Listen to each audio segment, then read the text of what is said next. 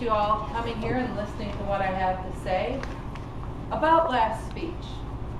Last speech that I made for all of you was my very first speech, and y'all gave me some great criticisms. So when I was putting it all together, I realized that I had an acronym. And what you said to me was, help me. You said, don't use so many jazz hands. That gives us the H. Then you said, make sure you have more eye contact and spend a little more time as well. Then you said, make sure you're louder so everybody in the back row can hear you. Then you said, can you pause more often? Then you said, we'd like more information about you. And finally, you said, eliminate the notes. I got that one covered. No notes here. So I'm going to try and address all those things. I'm going to basically give you the same speech that I did last week, but with less hands, more eye contact, and so on and so forth. Do you remember your very first memorable moment, that great moment when you were a little kid, when you were a child? Perhaps you were walking down the street holding somebody's hand and it was a beautiful sunny day. Maybe you were fishing with your dad for the very first time. How old were you? What did that feel like? Good, warm, fuzzy. I remember my first moment like it was yesterday. I was maybe about 5 or 6 years old, and I was living with my aunt and uncle. I was a foster child. I'd been a foster child since I was 3, and I was very happy to live with these people. The house was in an idyllic Polish neighborhood. It was a 2-story flat, and we had big, huge, giant elm trees that lined the street. Elm tree, sugar maple. Elm tree, sugar maple. In the fall, it was like there was a cathedral covering the sky in the middle of this street. And when the leaves fell, they fell in piles. So my uncle says to me, he says, do you want to help me rake the leaves? And of course I wanted to help my uncle do anything. He was my favorite person on earth. So Uncle Hank and I went out and we raked the leaves, and somehow I got thrown in them.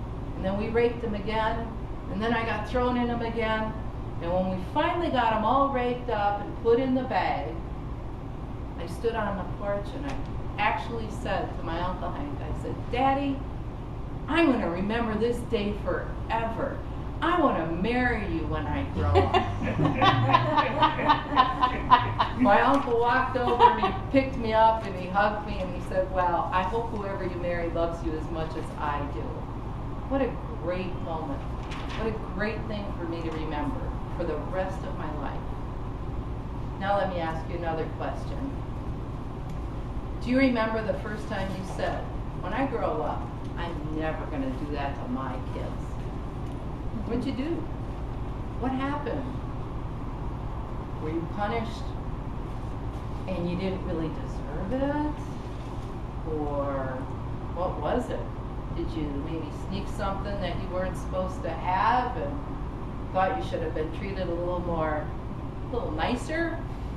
I remember that first moment in my life, also like it was yesterday. I was 10. I had to move into an orphanage. My aunt got cancer. And back in those days, if you had cancer, you apparently couldn't have children in your house that weren't yours. I'm not sure why. But my aunt and uncle had shopped orphanages for me and sent me to this Catholic orphanage. And they told me, this is going to be a great experience for all of you, for all of us. This is going to be like going to a boarding school for rich girls. That's what they said. I bought it. Hook, line, and sinker. Boarding school for rich girls. I get to come home every weekend. I get to go to Catholic school. It's great. I have to tell you, they did live up to their word. And I did get to go home every weekend. And it was wonderful.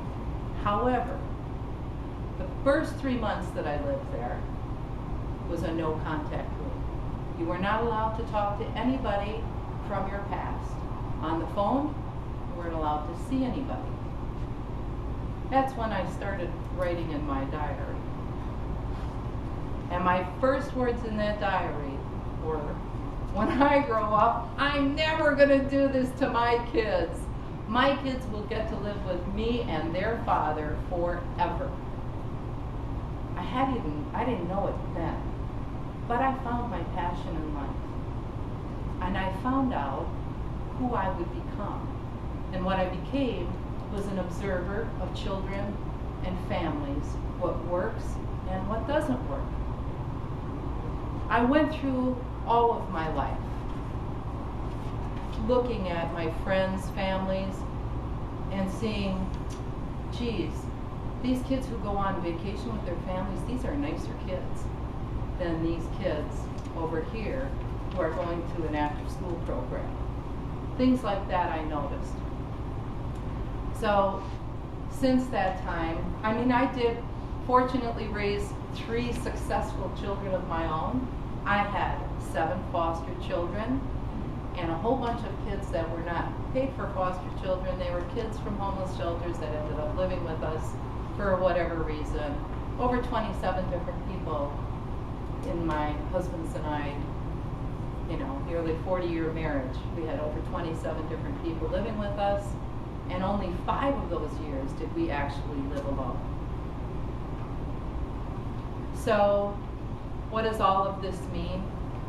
What all of this means is this is the reason why I've joined Toastmaster. I have a message to send to everybody. I have something I want to say about how we as a country treat our children, how we can make life better, not just for us here today, but for everybody past the days that we're gone. There are things that we can do because of what I know, if I can spread that message. So this is why I've joined Toastmaster, is to learn how to spread my message and create a significantly positive difference in the lives of others. That is my passion.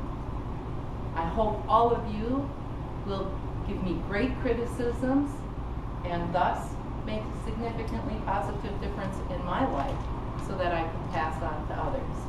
Thank you very much for your attention. I hope I got my point across.